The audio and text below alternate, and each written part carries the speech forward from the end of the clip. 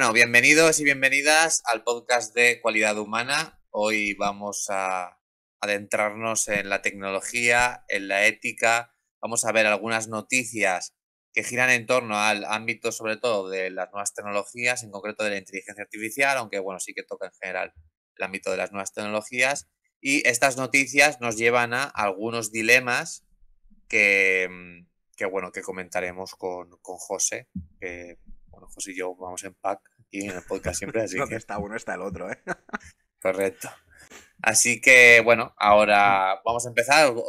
El podcast, para quien lo esté escuchando, se graba en vídeo en Spotify y en YouTube, y como vamos a compartir las noticias en pantalla, si podéis verlo en vídeo quizá os guste más, pero vais a poder seguirlos perfectamente con el audio, ¿vale?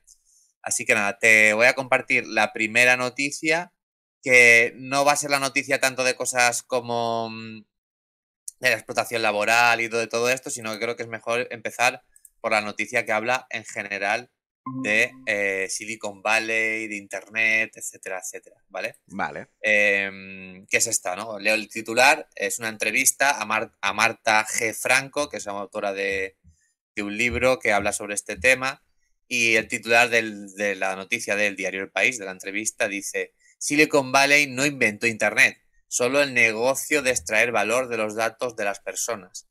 La inteligencia artificial tiene mucho más que ver con autobombo tecnológico que con los problemas que pueda resolver, ¿no? También es verdad que la entrevista, ella habla de que la inteligencia artificial no está tan avanzada como nos pensamos y tiene aún como muchas deficiencias, ¿vale? En algunos aspectos, sobre todo para que sea algo a gran escala o para que trascienda, ¿no? al bien común, ¿no? Y se pueda usar como de manera más tal. Y te leo lo del mito, ¿vale? Del garaje, que es esto, y ya te comento porque la entrevista es muy larga, pero esto sí que me llamó la atención. Ella dice que, bueno, le preguntan, ¿no? Que si hay alguna forma de esconder esta historia que han sido los mitos, ¿no? Como el mito del garaje, ¿no? Porque sí que es cierto que Internet y todo esto se crea a través de se crea a través de un colectivo, ¿no? De un proceso muy colectivo, en realidad de una nueva revolución tecnológica, pero sí que es cierto que tenemos como la sensación o sí, bueno, la sensación o quizá la certeza incluso de que el relato del surgimiento de Internet es un relato de, primero, que surge como un invento militar y que luego grandes cerebros utilizan este nuevo ámbito para, para inventar grandes inventos o para inventar grandes aplicaciones y las redes sociales, etcétera, etcétera, pero siempre desde el mito de el emprendedor que desde el garaje, el genio, ¿no? Estilo Iron Man en Marvel, ¿no? Que es la figura de esa película que transmite muy bien esto. En un garaje con una mente brillante desarrolla ahí toda esta nueva revolución. Sin embargo, y leo este párrafo que creo que es importante, ella dice: en este mito también hay apropiación de innovaciones que no inventan esas empresas directamente, sino que las absorben. Es decir, las empresas no inventan, sino que básicamente lo que hacen es absorber los inventos que gente y colectivos y científicos realizan, ¿no? En este ámbito. La historia de Google, por ejemplo, es la historia de la compra de un montón de tecnologías que estaban funcionando bien. O sea, que ni siquiera arriesga, sino que cuando algo funciona lo compra y lo incluye en sus servicios, como el caso de YouTube o de Google Maps. La lista es más larga. En el libro cuento todas las adquisiciones que hizo en aquellos años, y por último también lo que ocurre es que hay una tendencia a apropiarse de la innovación de las usuarias de estas herramientas. Las redes sociales que usamos la mayoría, cuando las crearon, no estaban previendo los usos que íbamos a hacer. Luego lo que hacen es capturar las interacciones y los usos innovadores que hacen las usuarias para acabar monetizándolas, ¿no? Y bueno, sin más, te paso a que comentes un poco lo que opinas de todo esto, Hostias, que pues creo que es como bastante interesante. sí, sí, sí. Aquí me has hecho pensar, ahora que para la tesis y todo esto, ya lo hemos hablado muchas veces, cómo los capitalistas reinventados, ¿no? Justifican lo que Johann Norberg, que es el tipo que escribió el libro del Manifiesto Capitalista, acaba llamando la nueva división del trabajo, ¿no? Entonces, él dice que muchas veces podemos llegar a pensar que las grandes empresas tecnológicas capitalistas, Google, YouTube, etcétera, lo que hacen es vampirizar y sobrevivir gracias a las pequeñas industrias tecnológicas que sí que pueden surgir, las pequeñas startups que son las que realmente generan innovación dentro de todo este ámbito porque están fuera.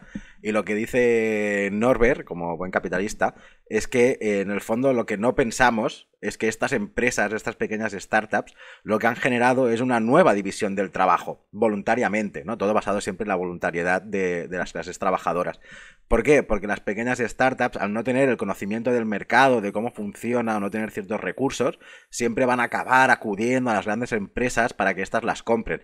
Sí que es cierto que a día de hoy, dentro de un mercado libre, competitivo, como es el mercado neoliberal, muchas startups surgirán bajo la idea de voy a intentar innovar para que una gran empresa me acabe comprando.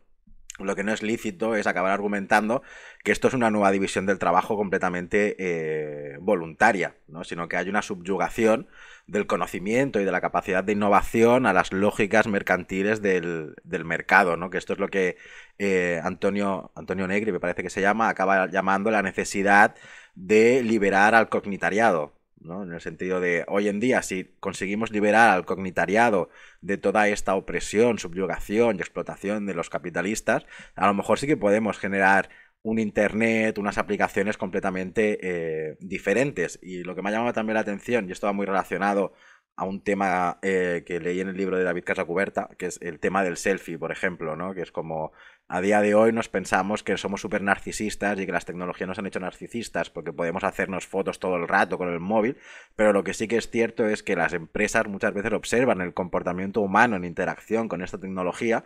Entonces es como si ya teníamos una predisposición cultural a hacernos fotos, a hacernos retratos, cuando sacan un móvil con una cámara que al instante puedo hacer una foto y la puedo enviar y la puedo compartir, la interacción tecnología-humano genera un continuo tecnología-humano que a la empresa o las grandes empresas capitalistas dicen, ostras, pues aquí hay un nicho de mercado al cual explotar, por lo tanto voy a sacar tecnología que cada vez se haga mejores fotos porque la gente va a querer hacerse mejores fotos, ¿no? Entonces tenemos aquí como en un contexto cultural marcado por el libre mercado neoliberal y la rentabilidad económica de los datos y de la acción constante, las grandes empresas se aprovechan de todo esto. Entonces pienso que el párrafo este que has leído remarca muy bien estas ideas, ¿no? De hay una clase trabajadora, cognitariado, explotada a la rentabilidad económica y subyugada bajo una falsa idea capitalista de una división voluntaria del trabajo, y por otro lado se ve muy clara esta subyugación, esta instrumentalización de las actitudes de las personas con la tecnología bajo un mercado que te va a seguir vendiendo cosas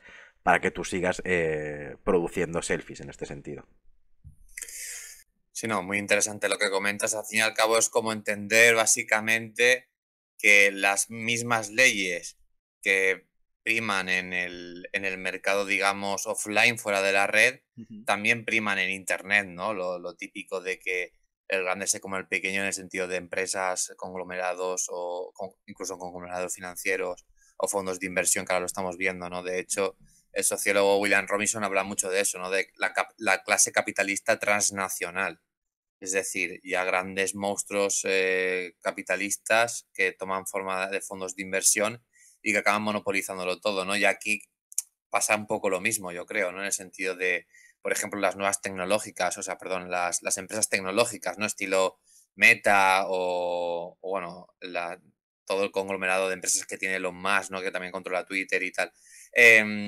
Son como grandes conglomerados financieros, ¿no? Que controlan todo esto, que absorben, yo creo que literalmente toda empresa pequeña, pero aparte que creo que también es como lo más alarmante, toda iniciativa que incluso pueda salirse de lógicas que sean capitalistas, ¿no? Porque también al controlar tanto el mercado, dificulta y aísla los proyectos que sean, por ejemplo, pues eso, pues capitalistas directamente, de software libre o cooperativistas, etcétera, ¿no?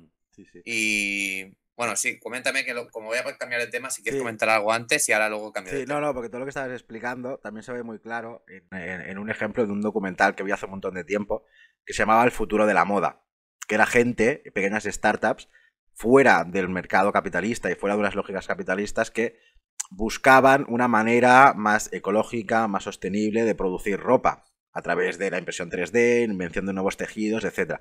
Y el miedo de estas pequeñas startups, o lo que te acababan diciendo es, si a nosotros no nos dan apoyo, los estados, o nos subvencionan, o se buscan otras maneras, dice, los Gucci, Armani del futuro, etcétera, van a ser Google, van a ser Apple, porque son los que te van a vender esta ropa inteligente. Entonces sí que se ve cómo hay pequeños grupos pues capitalistas o que intentan mirar más allá de un mercado de la rentabilidad puramente económica.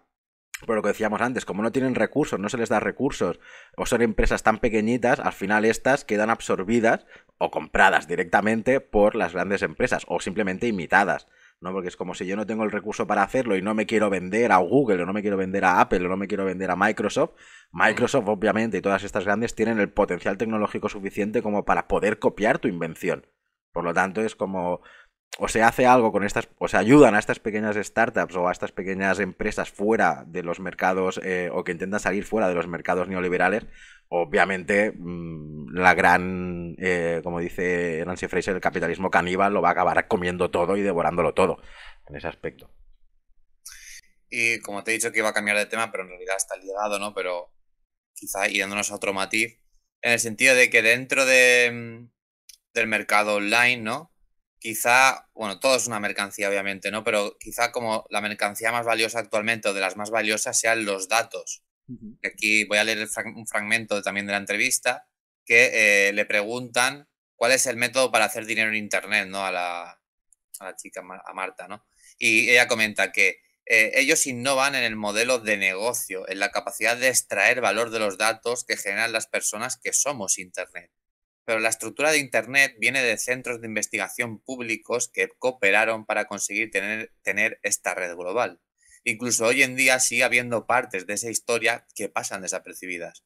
Por ejemplo, poca gente sabe que el 90% de los servidores del mundo corren sobre software libre, sobre variantes del sistema operativo libre de Linux, o que prácticamente todas las supercomputadoras del mundo también corren sobre software libre, o que incluso en muchos grandes modelos de lenguaje, la tecnología que sirve de base a inteligencias artificiales como ChatGPT, de los que tanto hablamos últimamente, su software está ensamblado de distintos componentes de software libre.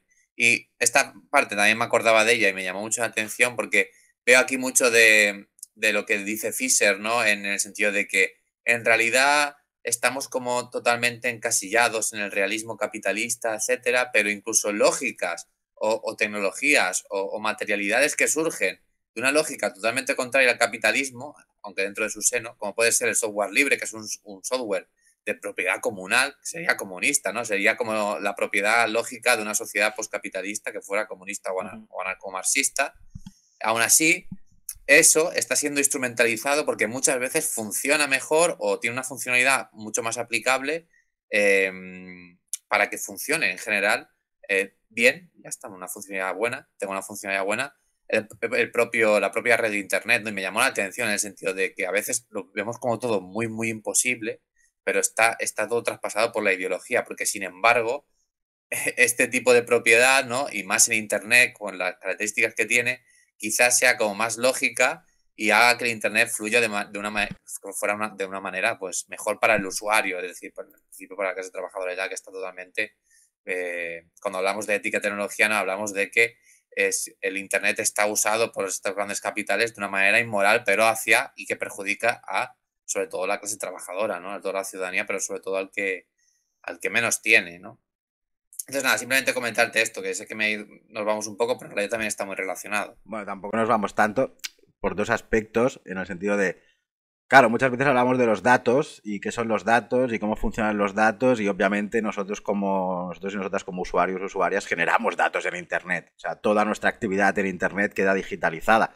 Pero hay una economista americana, Luisa Montucci me parece que se llama, si no lo recuerdo mal, que en el fondo te dice, el dato en sí mismo no vale nada. Que yo pueda generar datos, esos datos no importan. Lo que importa realmente es dónde estructuramos esos datos, ¿no? Dentro de qué sistema, bajo qué valores, bajo qué principios nosotros o las grandes empresas están estructurando esos datos. Obviamente, si se manejan dentro de un sistema que lo que busca es la rentabilidad económica del dato, pues te van a tener allí aplicado en aplicaciones que te van a permitir generar más datos para que esa empresa tenga más datos sobre ti, los pueda mercantilizar, vender a terceros para que esos terceros te envíen publicidad. Entonces sí que hay una cierta rentabilidad económica de de los datos. Y luego lo que también muestra mucho ese párrafo es que al capitalismo le da igual si es software libre o no es software libre, lo que único que le importa es si esto funciona, lo cojo, lo adapto y me lo llevo a mi terreno y lo aplico para mí, ¿no? Pero luego, por ejemplo, como tú comentabas, toda esta base comunal, comunista, anarquista de los datos plantea y lleva movimientos como el hackactivismo o el activismo de datos, que lo que promueven es, vale, ya que tenemos toda esta capacidad de datos, los podemos utilizar para hacer que los gobiernos o las instituciones sean mucho más transparentes, para que la ciudadanía en general tenga un control sobre lo que hacen sus gobiernos y no al revés, no que los gobiernos y las grandes empresas o oligopolios tecnológicos tengan un control sobre lo que hace su ciudadanía. Entonces, aquí estamos hablando de sociedades del control a lo que plantearía Deleuze, pero es como, bueno, ¿desde dónde se ejerce este control o este poder? Si desde la jerarquía hacia las clases trabajadoras o desde las clases trabajadoras y el pueblo hacia los gobernantes, ¿no? En ese sentido, dentro, pensando siempre en un sistema donde haya pues partidos, gobiernos, etcétera. Entonces, la idea es, si existe esta capacidad de los datos de gestionarlos para una cierta manera, en qué sistema vamos a generar todo esto, ¿no? Que ya lo hemos hablado alguna vez de esta idea de la jaula digital. Si estamos condenados a vivir en una jaula digital, ¿cómo nos relacionamos y cómo construimos esa jaula digital y a favor de qué y a favor de quién construimos todo este mundo, toda esta Matrix? Y bueno, te voy a cambiar un poco bueno, un poco no, totalmente de noticia, pero no de tema, ¿vale? Porque, claro, todo lo que hemos hablado al principio que nos viene de lujo para entrar en esto, ¿no? Porque, claro, hemos hablado básicamente de que, obviamente, Internet y el mundo online como mundo dentro del sistema capitalista está controlado, evidentemente, por el capital, ¿no? Pero sí que es cierto que cuando hablamos quizá de intentar ver o intentar entender qué tipo de relaciones laborales o relaciones productivas hay dentro de este mundo que muchas veces parece que sea un mundo de fantasía, ¿no? Donde tú te conectas en el ordenador y te metes ahí y tal, pero detrás de eso hay pues eso, una gran cantidad de gente trabajando en fábricas y produciendo ya no solo o sea, la red de internet y todo esto que tendrá su mantenimiento y tal, ya no solo eso, sino en general todos los dispositivos smart, ¿no? Y incluso además también para el propio funcionamiento de simplemente aplicaciones como la inteligencia artificial, ¿no? Que también tienen que tener una gran cantidad de trabajadores detrás. Evidentemente, si hablamos o lo aplicamos esto a la reflexión entre la ética y la tecnología, vemos que es como el ámbito quizá donde tenemos que entrar para hablar de, bueno, todas esas cosas inmorales o no éticas que se hacen, sobre todo, en este caso, sí, exclusivamente hacia la clase trabajadora, en concreto que trabaja en este sector, ¿vale? Pues voy a hacer como hemos hecho en la primera noticia, voy a leer esta noticia que es de Infobae y, Antes de que y leas me... la noticia, Sí, simplemente la imagen que está puesta es completamente la distopía cyberpunk, ¿vale? O sea, es como... sí. Voy a leer, mira, antes de empezar leo, ¿no?, la imagen para quien no está viendo no está viendo en vídeo, ¿vale? Es una imagen de varios trabajadores con sus auriculares y mirando el ordenador y pone abajo en el pie de foto: los cibercafés de Filipinas son ahora frecuentados por trabajadores que clasifican y etiquetan datos para modelos de inteligencia artificial, ¿vale? Que son básicamente, bueno, es lo que vamos a hablar, ¿no? Que es gente que está en unas condiciones laborales esclavistas prácticamente. Entonces, sin más, bueno, leo el titular y luego ya me paso a leer un poco más la noticia. El titular dice: detrás del auge de la inteligencia artificial hay un ejército de trabajadores en fábricas de explotación digital. Miles de jóvenes en Filipinas se esfuerzan en un trabajo intensivo y poco regulado que sustenta la innovación tecnológica global, ¿no? El famoso concepto del fetichismo de la mercancía, ¿no? Nosotros utilizamos ChatGPT y no vemos absolutamente qué hay detrás de ese bot o lo que sea, de esa inteligencia artificial que nos contesta prácticamente todo lo que le preguntamos y quizá no nos de primeras no nos da para pensar en cosas negativas, ¿no? Porque es algo que en plan de, bueno, esto está muy guay, pero sin embargo detrás de esa aplicación lo que hay es toda una serie de relaciones de producción que nos trasladan a literalmente la esclavitud de personas, de miles de personas en países pues, lejanos, sobre todo del sur global, ¿no? Porque la clase trabajadora ahí, evidentemente, por las situaciones materiales de esos países, está aún más desprotegida, ¿no? Entonces, sin más, leo y luego ya vamos comentando poco a poco. En sucios cibercafés, en oficinas abarrotadas o en casa, anotan las masas de datos que las empresas estadounidenses necesitan para entrenar sus modelos de inteligencia artificial. Los trabajadores diferencian a los peatones de las palmeras en los vídeos que se utilizan para desarrollar los algoritmos de conducción automática. Etiquetan imágenes para que la inteligencia artificial pueda generar representaciones de políticos y famosos y editan trozos de texto para garantizar que modelos lingüísticos como ChatGPT no produzcan galimatías. En Filipinas, más de 2 millones de personas realizan este tipo de trabajo colectivo, según estimaciones oficiosas del gobierno, como parte del vasto submundo de la inteligencia artificial, aunque a menudo se piensa que la IA como un aprendizaje automático sin seres humanos, en realidad la tecnología se basa en el trabajo intensivo de una mano de obra repartida por gran parte del sur global y a menudo sujeta a explotación. Me Vale, hace y me quedo gracia ahí, a luego, menudo. luego seguimos, sí, a menudo, por no decir siempre. Siempre, No, exacto. me llamó mucho la atención este reportaje porque es verdad que creo que o sea, el fetichismo aquí es como está hiper aumentado, ¿no? Porque es en el sentido de que cuando tú te relacionas con una inteligencia artificial, muchas veces por eso que tenemos en la cabeza de que pensamos que lo tecnológico en realidad funciona como una especie de magia, que va solo, que es un robot, o es un ordenador que en principio lo instalas y va solo, ¿no? Y que ChatGPT, pues bueno, tendrá sus servidores, tendrá sus cosas, pero que eso funciona más o menos tal, y que a lo mejor hay ingenieros ahí de mantenimiento y ya está, pero en realidad no. O sea, en realidad lo que hay son fábricas esclavistas que se asemejan a las fábricas de principios del capitalismo en 1860 y 70. No, lo que pasa que en lugar de hacer coches o de hacer bobinas de hierro o lo que sea, o metalurgia, lo que hacen es eh, estar manteniendo el funcionamiento de una inteligencia artificial, ¿no? Y me llama mucho la atención porque es como el fetichismo aumentado al máximo. Y ahí te paso la palabra ya. Ah, vale. No, estaba pensando, mientras que hablabas de todo esto, que claro, todas estas personas que trabajan bajo la explotación de la tecnología y tal, primero seguramente están en unas condiciones laborales ultra súper precarias. Entonces, los sueldos que deben de cobrar también deben ser una miseria en comparación a lo que cobra realmente el dueño de la gran empresa. Y luego me hacía pensar en...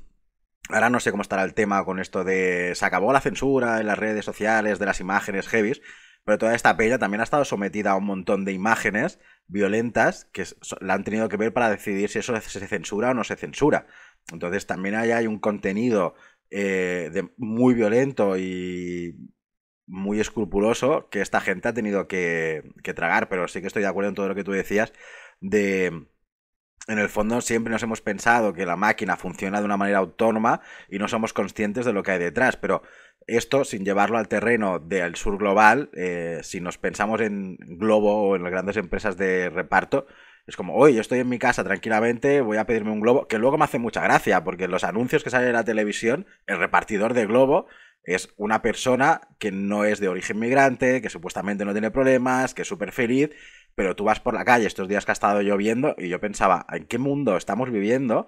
Que yo puedo estar en mi casa tranquilamente o porque tengo una aplicación que me permite que me traigan comida, pero el rider, ¿sabes? Vamos a deshumanizar a la persona, es una persona de origen migrante que está pedaleando bajo la lluvia, simplemente para que tú tengas esta comida. O sea, en el sentido de que esto del sur global nos queda mucho más lejos y quizás no somos tan conscientes de cómo funciona este mundo tecnológico, pero que en nuestro día a día, en nuestra cotidianidad, sales a la calle y te encuentras a un montón de personas migradas con sobreviviendo en unas condiciones muy chungas para que tú desde tu tecnología puedas disfrutar de un ramen calentito en tu casa, ¿sabes? Entonces es como no somos conscientes realmente de todo lo que haya aquí detrás. Y esto también me lleva a un concepto de Benjamin Noyes, que ya hizo un post sobre esto en las cuentas, de, vale, estamos a favor de la automatización de los puestos de trabajo.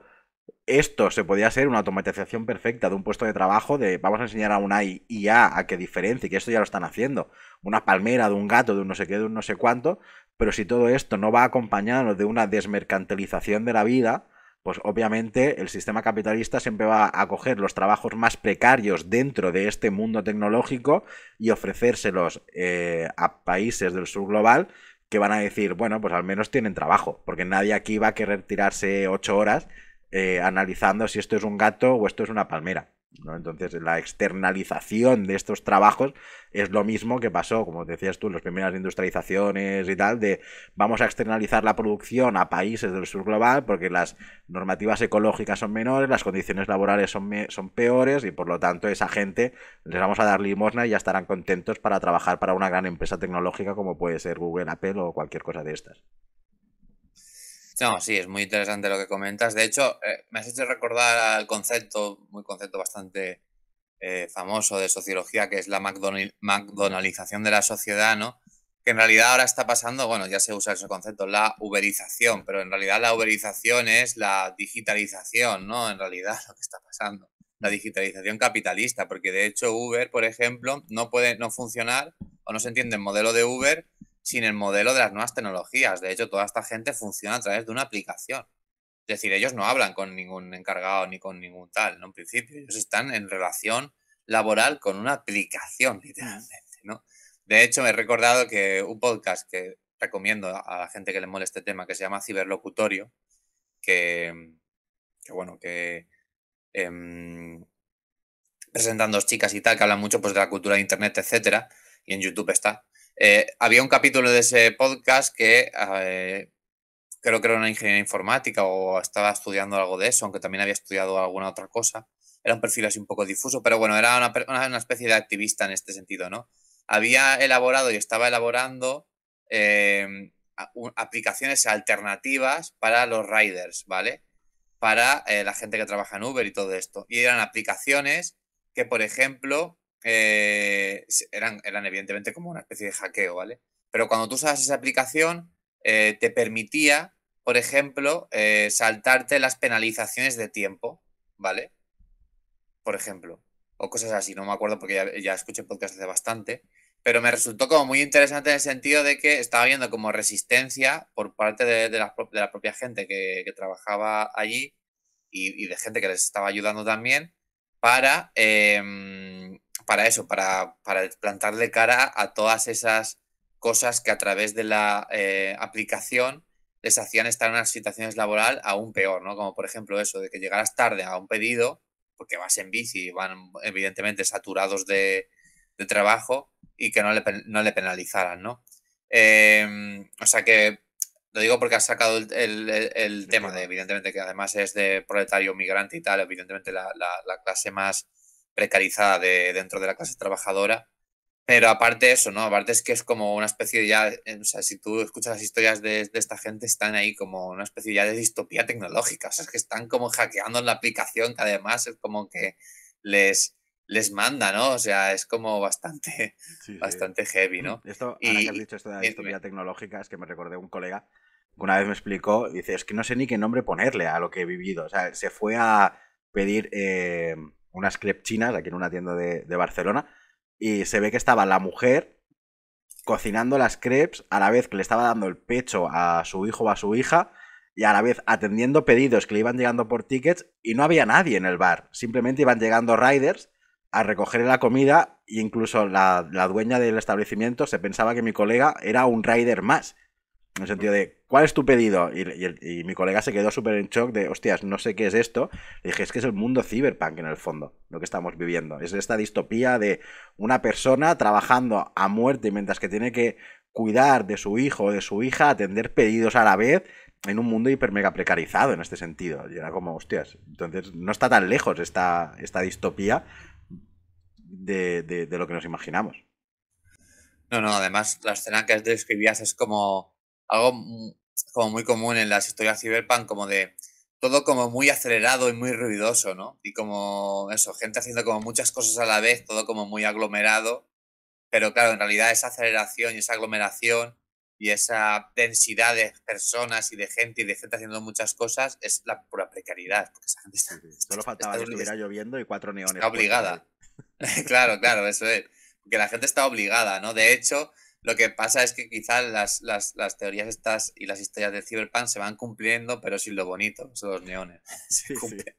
Pero con barro y Sí, con sí. mugre, y no hay tanto fofi por ahí. No, no, no. Y por seguir lo que comentabas, porque has dicho, no, no sé qué, o sea, imagino las condiciones y tal, en las que están, bueno, vamos a leer el artículo un poco más porque nos dice exactamente las condiciones, ¿vale? Dice. En Filipinas, uno de los mayores destinos del mundo para el trabajo digital subcontratado, antiguos empleados afirman que al menos 10.000 de estos trabajadores realizan esta labor en una plataforma llamada Remotax, propiedad de la startup de San Francisco Scale AI, valorada en 7.000 millones de dólares. Según las entrevistas con los trabajadores, los mensajes internos de la empresa, los registros de los pagos y los estados financieros, Scale AI ha pagado a los trabajadores tarifas extremadamente bajas, ha retrasado o retenido pagos de forma rutinaria y ha proporcionado pocos canales para que los trabajadores puedan recorrer. Grupos de derechos humanos e investigadores laborales afirman que Scale AI es una de las empresas estadounidenses que no han respetado las normas laborales básicas para sus trabajadores en el extranjero. De los 36 trabajadores autónomos actuales y antiguos entrevistados, todos menos dos afirmaron haber visto retrasados, reducidos o cancelados los pagos de las plataformas tras completar las tareas.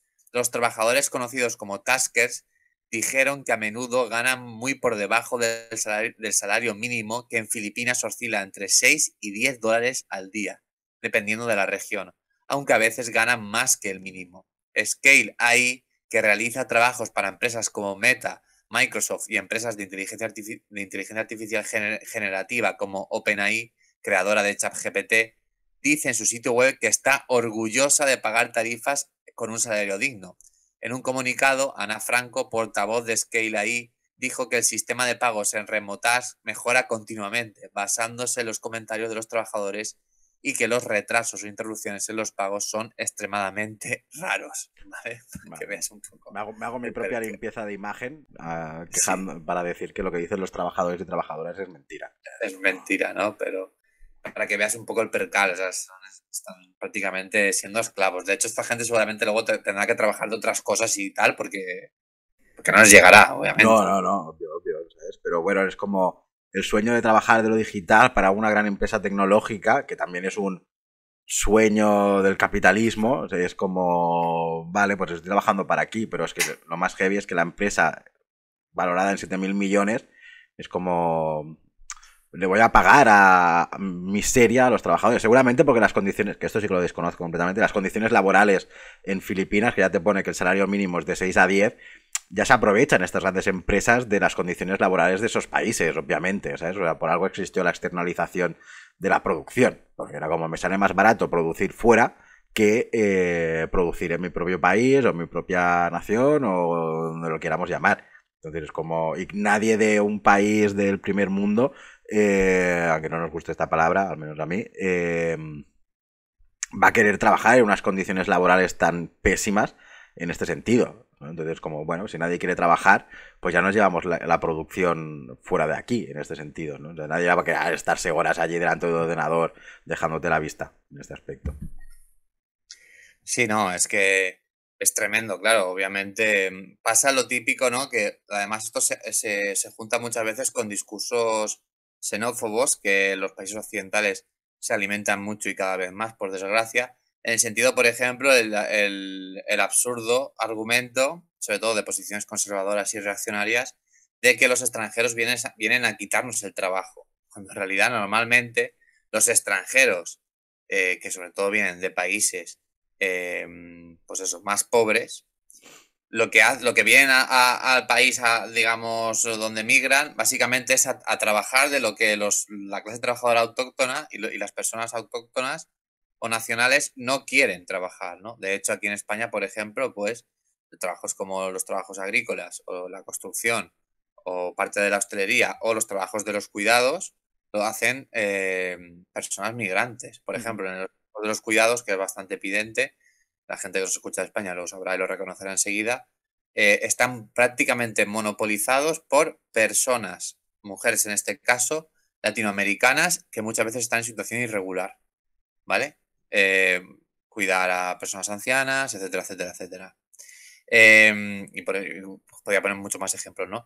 Pero creo que es un poco ahí quizá la contraposición y la desinformación y un poco la alienación en todo este tema, ¿no? Que Uh -huh. además o sea, se junta muchos ámbitos de muchos lados porque es el ejemplo perfecto de a qué ha evolucionado o en qué ha evolucionado el capitalismo actual, ¿no? Porque es como el sector más puntero y el más nuevo y todas las inercias del capital es como que aquí se cristalizan muy bien, ¿no? Entonces, y bueno, y sin más voy a seguir leyendo ahora una cosa más que el mismo tema, pero nos vamos a otro sector, ¿no? También en el tema de que está muy ligado a la ética, ¿no? Eh, Estas empresas y todo este tipo de funciones, según el estudio, es una especie de avanzada en el extranjero. Y ahora lo explico, ¿vale? Dice así la noticia. Fundada en 2016 por jóvenes universitarios y respaldada por unos 600 millones de dólares en capital riesgo, Scale AI se ha erigido en paladín de los esfuerzos estadounidenses en la carrera por la supremacía de la inteligencia artificial. Además de trabajar con grandes empresas tecnológicas, Scale AI ha recibido cientos de millones de dólares para etiquetar datos para el Departamento de Defensa de Estados Unidos. Para trabajar con conjunto de datos tan sensibles y especializados, la empresa ha empezado a buscar más contratistas en Estados Unidos, aunque la gran mayoría de la plantilla sigue estando en Asia, África y Latinoamérica. Remotax afirma en su sitio web que cuenta con más de 240.000 trabajadores, pero en una revista con CNN en junio, Entrevista. entrevista con CNN en junio, Alexander Wang, director ejecutivo del Scale AI de 26 años, se negó a confirmar cuántas personas etiquetan datos para su empresa, limitándose a decir que cree que la inteligencia artificial permite la experiencia colectiva de tantas personas como sea posible.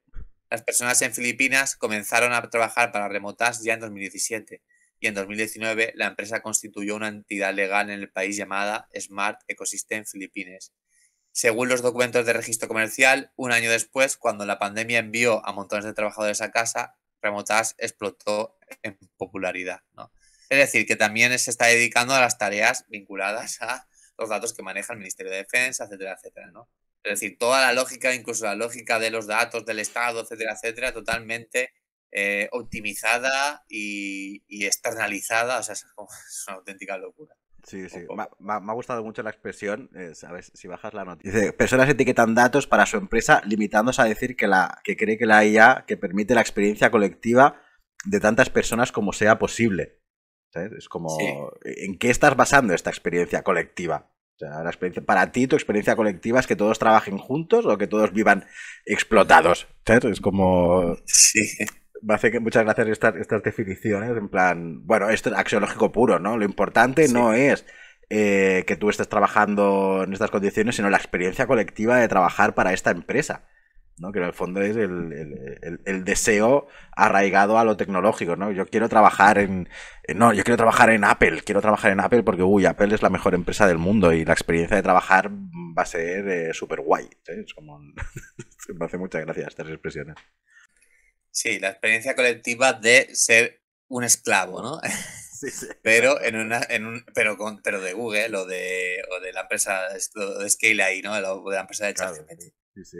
Sí, la verdad que, en fin, o sea, claro, no sé ni qué decirte porque sí, es cierto, o sea, es como una...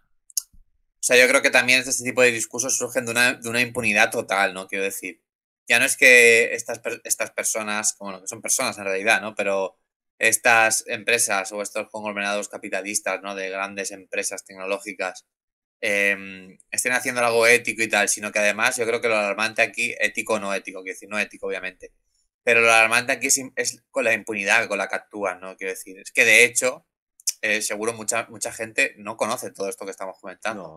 No, Quiero decir, tienen un poder tan grande que a nivel mediático, pues eso, pues también tienen mucha fuerza para blanquear, ocultar todo este tipo de actividades y aparte, pues eso, a nivel judicial, a nivel tal, los estados forman parte también un poco de todo esto, sin ir más lejos lo que acabamos de leer, ¿no? O sea, el Ministerio de Defensa de Estados Unidos colabora y es una parte más de todo este sector y se aprovecha y usa estos mismos métodos subcontratando a gente del extranjero para que le hagan estas tareas que requieren el tratamiento de datos, ¿no? De tantos de macrodatos a gran escala, ¿no? Como general el Departamento de Defensa, claro.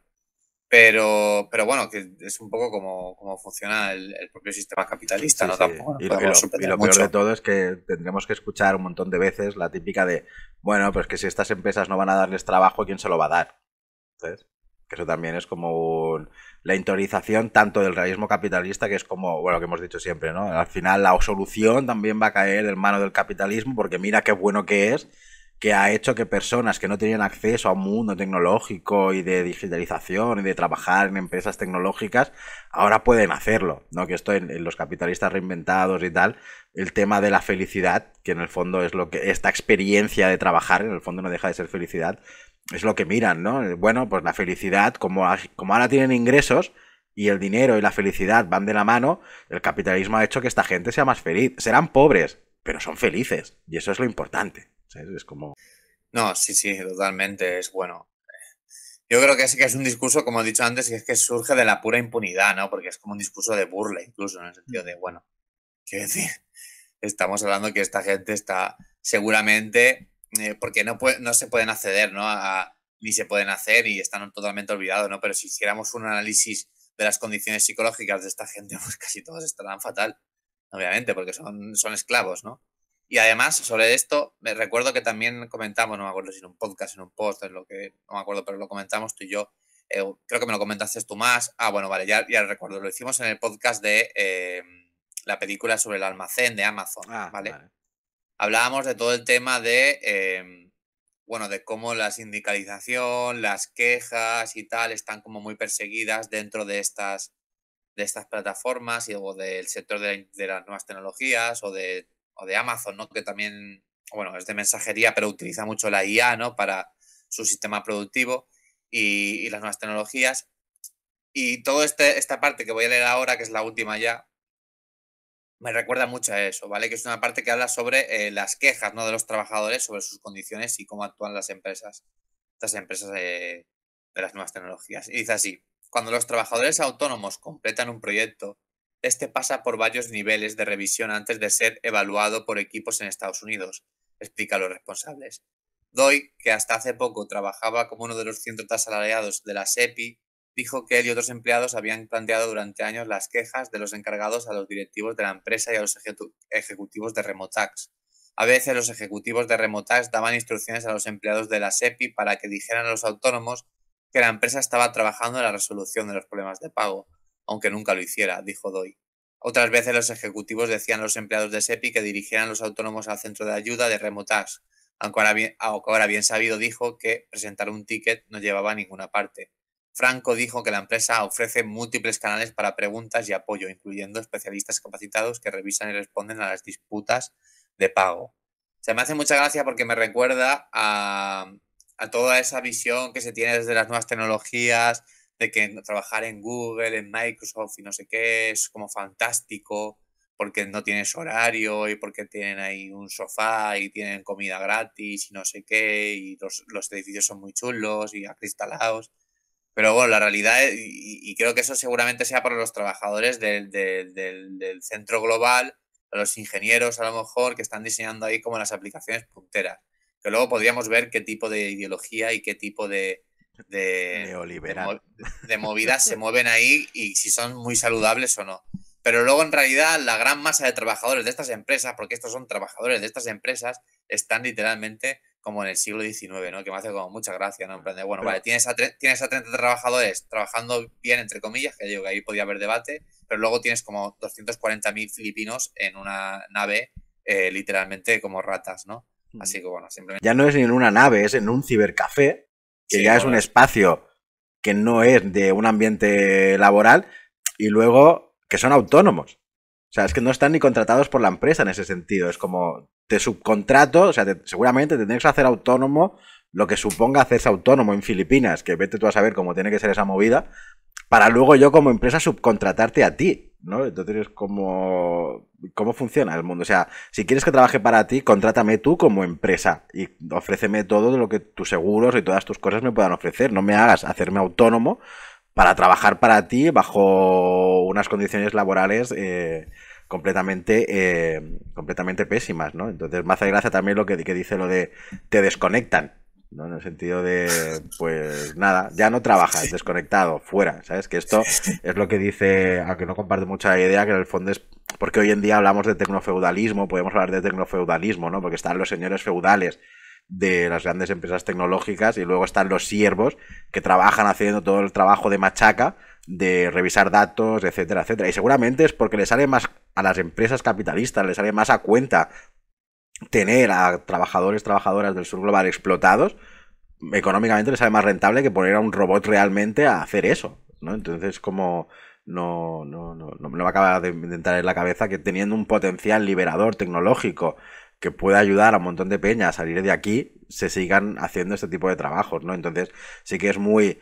En Silicon Valley y en todas estas grandes empresas se va a vender o se nos van a vender los grandes imaginarios utópicos de la tecnología y el bien vivir de la tecnología, mientras que se nos oculta pues toda la miseria que hay detrás. Esto un día también te lo comenté, a ver si algún día hablamos de esto, del barrio de Ghana, que es Agbogbloshie, que es un barrio completamente cyberpunk generado a partir de los productos que ya funcionan tecnológicos, que le sale más a cuenta a Europa enviarlos a Ghana para que estén allí y se monten un vertedero y la gente se haya montado su mundo Mad Max en el vertedero, que reciclarlos, porque reciclarlos me cuestará $2 por poner un precio y enviarlos a Ghana pues me cuesta 0,30 céntimos. Entonces, como vamos a enviar containers allá, y hoy mira que tienen tecnología, porque también enviaban, yo que sé, por ejemplo, ordenadores, que ya aquí han sido descatalogados por esta cosa del consumo constante y la innovación y la producción de cómprate nuevos ordenadores todo el rato.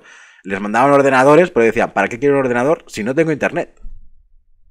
Entonces es como se envía tecnología también a países del sur global bajo la excusa de vamos a digitalizar o tecnologizar el sur global, pero bajo unas lógicas que no tienen ningún sentido de hacerlo. No, muy de acuerdo. Es que al final yo creo que, bueno, esto la sociología nos lo explica muy bien, ¿no? Pero al fin y al cabo el capitalismo tiene como una inercia o una naturaleza, por decirlo de alguna manera, aunque ya sabemos que no es una naturaleza, ¿no? Que es una manera de funcionar a nivel Lo naturaliza muy bien. eso es, social y productivo y económico, que es la de optimizar al máximo, pues eso, la ganancia de beneficio. Entonces, evidentemente, cuando tú, por ejemplo, planteas que se debería, ¿no? Quizá intentar como automatizar más la inteligencia artificial o no tener en cuenta, o aunque sea más caro, quizá usar, bueno, primero tener a las personas trabajando con eso para empezar, ¿no? Con condiciones que sean dignas y tal. Pero bueno, quiero decir que cuando entramos ahí en la balanza de qué les compensa más, evidentemente, sea lo que sea a nivel ético, el capitalismo ha demostrado que sea lo que haya que hacer, si cuesta menos se hace, Sí, ¿vale? sí. De hecho, las primeras guerras mundiales, los campos de concentración y cosas de este estilo, solo se entienden desde esta lógica. O sea, ¿por qué se hacían? ¿Se hacían porque eran muy malos, malísimos? Sí, en parte sí, ¿no? Porque ahí había toda una construcción no ideológica, racista, supremacista, etcétera. Sí, pero aparte, el principal motivo para generar campos de concentración y campos de exterminio, por ejemplo, en la Alemania nazi, fue porque era más rentable. De hecho, en las reuniones que hacían los ministros nazis, se barajó antes de que esa llamada solución final, mandar a los judíos y a todos estos, pues bueno, enemigos, ¿no? de la patria alemana, a Madagascar. O sea, esa era la solución antes, ¿no? Pues mira, los ponemos en un barco a todos y los mandamos a Madagascar. Evidentemente a campos de trabajo o a explotarlos o lo que sea, obviamente, pero lo que quiero decir es que eso no se hizo porque básicamente costaba más caro. Entonces, pues montamos aquí los campos de concentración y los metemos aquí a trabajar, ¿no? Entonces, sé que parece a lo mejor como dos ejemplos muy diferentes, pero es que son ejemplos de cómo funciona el sistema, ¿no? En su extremo, ¿no? Y actualmente estamos viendo cosas de este tipo igualmente. Las cosas se hacen normalmente en el capitalismo porque son rentables. Uno de los principales pilares del neoliberalismo es la rentabilidad económica. O sea, si lo puedo hacer más barato, lo voy a hacer más barato. Aunque eso suponga perder calidad en el producto, por llamarlo de alguna manera. Pero mira, me ha salido más rentable. Si en vez de por 10 te lo puedo hacer por 8, pues te lo voy a hacer por 8. No, sí, es así, es así. No se valora la dimensión ética, o sea, quiero decir que no se contempla, quiero decir, da igual, ¿no? O sea, lo importante es la economía, lo importante es que funcione bien la economía. De hecho, es que esta lógica la podemos ver en cualquier cosa, ¿no? Cualquier cosa que te puedas imaginar, incluso, por ejemplo, la salud, ¿no? En la salud mismo, cuando hablamos del debate de la sanidad, etcétera, eh, pues eso, las clases capitalistas tienen cero escrúpulos en especular y en hacerse tremendamente ricos con literalmente el negocio de la sanidad, ¿no? aquí en España, por ejemplo, cuando hablamos de esos casos conocidos de las residencias y tal, bueno, lo que nos encontramos aquí es que, por ejemplo, una cosa tan vital y tan que éticamente tendríamos que tener en cuenta como el cuidado de las personas mayores y dependientes, porque todos vamos a ser mayores, que tengan quizá pues un acceso a una residencia de un tal públicos, etcétera, de calidad. O sea, se plantea obviamente, pero quiero decir, no está en la parrilla de salida del debate político No, tampoco, no. ni mucho menos. Y es algo como muy básico, ¿no? Hombre, ya no solo a nivel ético, si es que a nivel individual y egoísta, la gran mayoría de la población vamos a usar eso, o deberíamos usar esos espacios, ¿no? Para tener una buena vejez. Sin embargo, lo que ocurre es que hay un sector de las residencias privatizado, monopolizado en este caso por ciertas empresas, como por ejemplo muchas de Florentino Pérez y tal, ¿no? Que es un personaje muy conocido en España, ¿no? Un gran empresario. Quiero decir, hay un negocio incluso de esto. Entonces aquí, pues, pongo este ejemplo porque, claro, es que todo estas, hay miles de ejemplos de cosas no éticas, pero porque funciona todo con esta lógica, Yo no diría que ¿no? no son no éticas, porque esto cuando te lees el manifiesto capitalista de Norbert, él aboga que la ética y la moral surge de la economía. Entonces, todo aquello que sea positivo para la economía, la rentabilidad económica y la felicidad de los accionistas es lo que supone nuestra moral. Obviamente, entonces la moral que ellos tienen y su ética está basada única y exclusivamente en el capital. Entonces, es el capital el que, o sea, en el fondo antes era Dios, marcaba las normas, marcaba la moral, marcaba cómo había que hacer las cosas, cómo había que hacerlo todo, pero cuando Dios es sustituido por el capital es el que manda. Por lo tanto, es el capital el que me da esa moralidad, esa ética, esa libertad liberal que tanto se ama, ¿no? Entonces es como, no es que no surja no tengan una ética, sino que su ética está basada única y exclusivamente en la adoración del capital. No, no, sí, totalmente. O sea, ellos tienen su propia escala de valores, ¿no? Lo que pasa es que desde mi punto de vista son no éticos, pero Sí, tienes sí, razón. no, no. O sea, sí, sí, claro, ellos tienen su propia ética y de hecho la defienden muy bien. Tanto que la defienden también que en principio también la defienden también porque controlan, ¿no? Todo el poder económico y mediático. Claro, Pero claro. bueno, de momento ahí nos siguen ganando, ¿no? En muchos aspectos. Claro, porque para Y ya, ellos todo lo que no sea libertad, como ellos la entienden, obviamente, no es ético y no es moral. ¿Sabes? ¿Cómo vas tú a decirme a mí qué es lo moral y lo ético si no respetas el principio básico de la libertad individual? O la libertad individualista en este aspecto, ¿no? Entonces, a partir de ahí surge todo. cuando hagamos el podcast de Spinoza, tengo ahí preparada La una artillería. pregunta para Fran Francesc desde la libertad espinocista, que a ver si podemos ahondar. Y ya para acabar, leo esta parte, ¿vale? La última parte del artículo, pero creo que también está muy bien para finalizar. Que habla, pues básicamente eso, ¿no? De la lucha que tienen estos empleados, porque están luchando, obviamente, y no quieren estar así, ¿no? Pero creo que hay aquí varias declaraciones que nos hacen entender un poco la situación. Leo. Los grupos sindicales de Filipinas culpan al gobierno de no regular plataformas como Remotask, pero los funcionarios dicen que les preocupa ahogar una industria tan nueva. Estudios de empresa de pago en línea y de Organización Internacional del Trabajo muestran que el trabajo autónomo en línea crece más deprisa en Filipinas que en casi ningún otro sitio. A escala mundial se espera que el sector de la recopilación y anotación de datos alcance los 17.100 millones de dólares en 2030, según Grandview Research, una empresa de previsión del mercado. Según un estudio de la OIT de 2021, la inmensa mayoría del trabajo autónomo en línea en el mundo lo realizan trabajadores del sur global, casi la mitad en India y Filipinas solamente. Monchito Ibrahim, ex subsecretario del Departamento de Tecnología de la Información y la Comunicación de Filipinas, afirmó que las microtareas no pueden ser nuestro futuro. Para los jóvenes de lugares como Mindanao, que luchan por encontrar trabajo, hay pocas alternativas. La inteligencia artificial a escala puede explotar a los trabajadores filipinos, dijo Philip Alchi Elemento, de 37 años, ex-Tasker, porque saben que no tenemos elección. En julio, Paul, el Tasker de Cagayán de Oro, dijo que había tomado la decisión de dejar Remotax.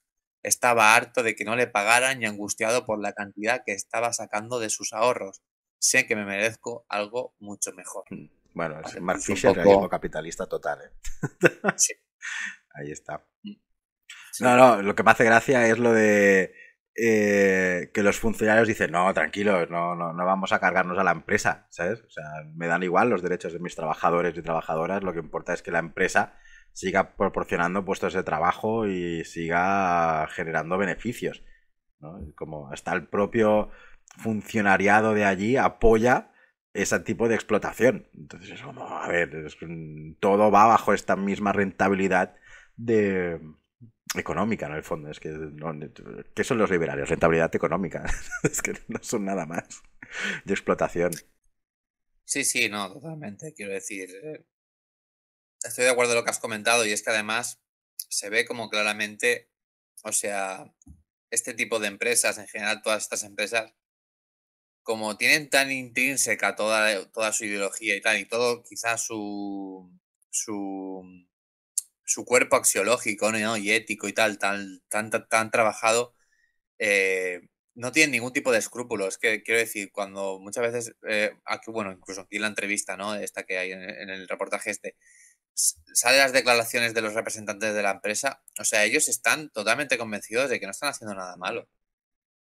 Y no sé, quiero decir, evidentemente, claro, aquí yo tengo dudas de, bueno, quizá, porque también hay estudios, ¿no? Por ejemplo, un libro muy interesante que se llama La sociedad autófaga de Alsen, no sé cómo se pronuncia, ¿vale? Pero es J-A, dos P's y una E, Alsen Jape en español.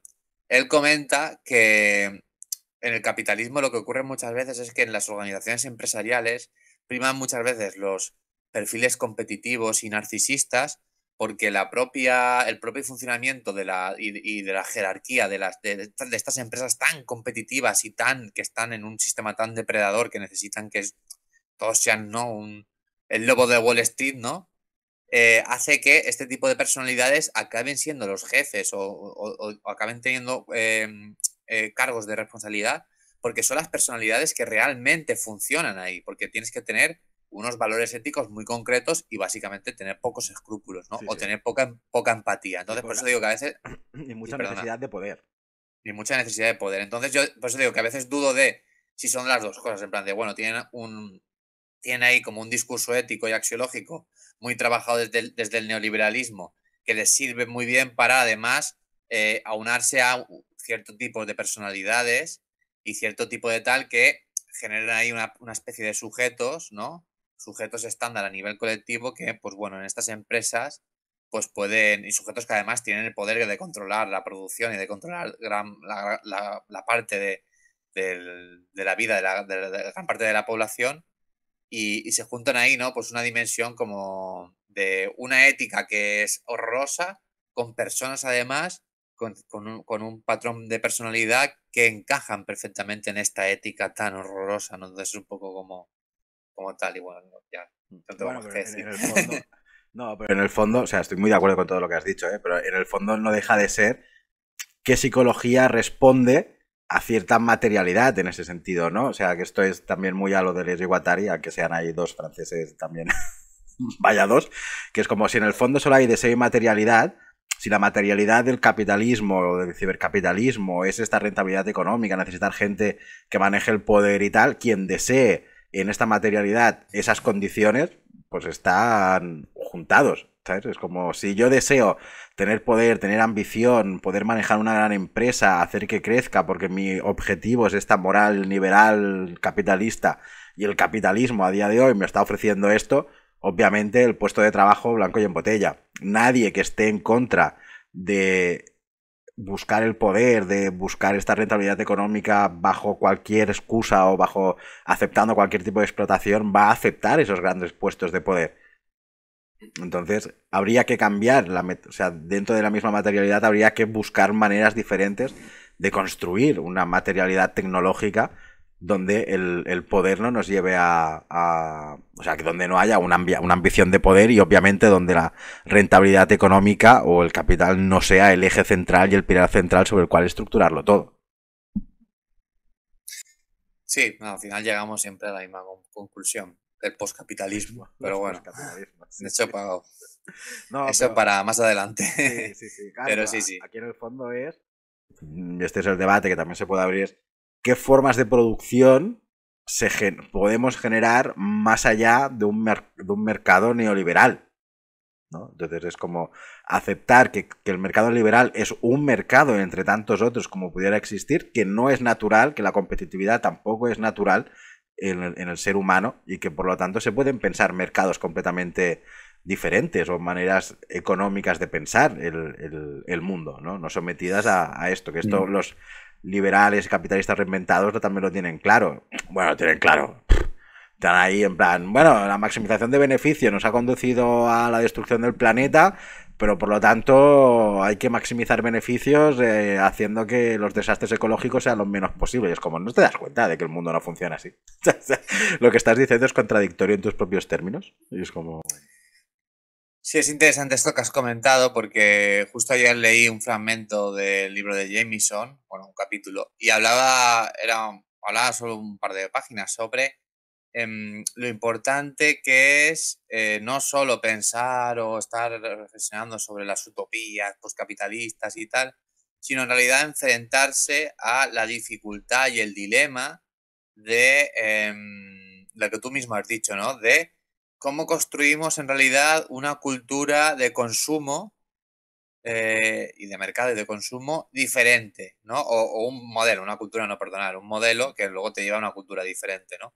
Porque él dice muchas veces eso, muchas veces incluso con los proyectos postcapitalistas, sean por ejemplo socialistas o anarquistas y tal, que se han llevado a cabo, muchas veces con las principales problemáticas que se topan es que la cultura del mercado, la cultura de tal, sigue generando un deseo ahí de, ¿no? De comprar, de tal, no sé cuántos. De hecho, muchas veces, una de las grandes bazas del capitalismo es que la libertad es entrar al Mercadona o al Carrefour o a un hipermercado y tener todo tipo de gamas y marcas, ¿no? Y eso es libertad y eso es lo deseable. Que tú entres a un sitio y que haya una marca o no, o que no haya ni marca, que haya tomate, que haya cebolla, que haya carne, que haya no sé qué, y ya está sin marca, y que tú puedas cogerlo y punto, y que esté en buenas condiciones y tú puedas usar, eso es indeseable, eso es como, ¡buah! Esto, ¿por qué todos estamos lo mismo? ¿Por qué yo no me puedo comer porque yo en vez de comer chocolate no me puedo comer mi Kinder bueno, ¿no? Por decirlo de alguna manera, ¿no? Sí, sí. Entonces, y Emison comenta en plan de aquí hay un problema gordo, porque esto nos pasa a todos, ¿eh? Y muchos países que a lo mejor han iniciado proyectos a gran escala y tal, evidentemente aquí podemos entrar en otro tipo de debates, pero este problema lo han tenido también, ¿no? En plan de, bueno, es que, ¿cómo hacemos aquí para cambiar todo esto? No Claro, sé, me porque ha venido a la cabeza. claro, a mí de lo que tú comentabas me viene a la cabeza que en el fondo la cultura del consumo no es cultura de producto, es consumo de marca. ¿Sabes? Que esto ya lo inauguró Apple en su época. Es como lo que comentamos el otro día del piensa diferente. Si piensa diferente, pero dentro del mismo sistema. Cambia, consume otra marca, no consumes, no consumas esta, consume la mía. Pero el producto es el mismo, ¿no? Es como, a ver, si. Y esto es una cosa que tú muchas veces comentaste o la problemática de cómo el capitalismo criticaba la estandarización de los sistemas comunistas o marxistas, etcétera, y en el fondo lo que está haciendo es exactamente lo mismo. O sea, estás estandarizándolo todo, pero bajo marcas diferentes. Es como que y lo que tú vas a comprar, no te vas a comprar el iPhone 16, te vas a comprar, o sea, no te vas a comprar el iPhone 16 porque es el iPhone 16, sino porque es la marca. O sea, te lo vas a comprar por la manzanita. Es como, no, yo soy de estos. Y es como, vale, pues no sé, me da igual. Mientras que me permita hacer lo mismo que me hace un Huawei o cualquier otra marca, pues a mí ya me va bien. Pero claro, cuando la marca también se constituye como distintivo de clase, de reconocimiento social y todo lo que esto comporta, en el fondo consumir una marca es consumir una escala de valores, una escala social, un estamento social, una clase social, en la cual tú no te quieres sentir identificada con esta y no con otras. ¿Por qué? Porque Android es de pobres y gastarte 4.000 pavos en un móvil es de ricos, a que seas proletariado como yo. En ese sentido.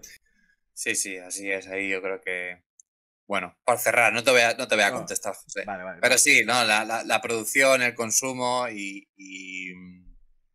bueno, el sistema social en el que se vive, evidentemente, y además, sobre todo, cómo produce, cómo comercia con las cosas, cómo las relaciones sociales se constituyen a través de todo esto, de toda esta economía, de toda esta política, ¿no? Y de toda esta cultura, pues genera un cierto tipo de ética, bueno, o sea, hay una ideología detrás que genera un cierto tipo de ética y de proyecto axiológico, que en este caso, pues como hemos visto aquí en una pincelada, y no hemos entrado en las peores cosas, ni mucho menos del sistema capitalista, porque hay cosas mucho más aberrantes de lo que hemos estado comentando, pues bueno, nos lleva a cosas como estas que evidentemente tienen que cambiar, ¿no? Tienen que cambiar. Sí, Y sí. bueno, pues sin más, hasta aquí. Solo acabar con Hasta una aquí. frase de Deleuze y Guattari también, que es muy corta, Eh, pero es muy buena, que es la utopía como acción y pasión revolucionaria. ok, me parece bien, bonita frase. Bonita frase. Hasta luego y hasta la próxima. Hasta luego.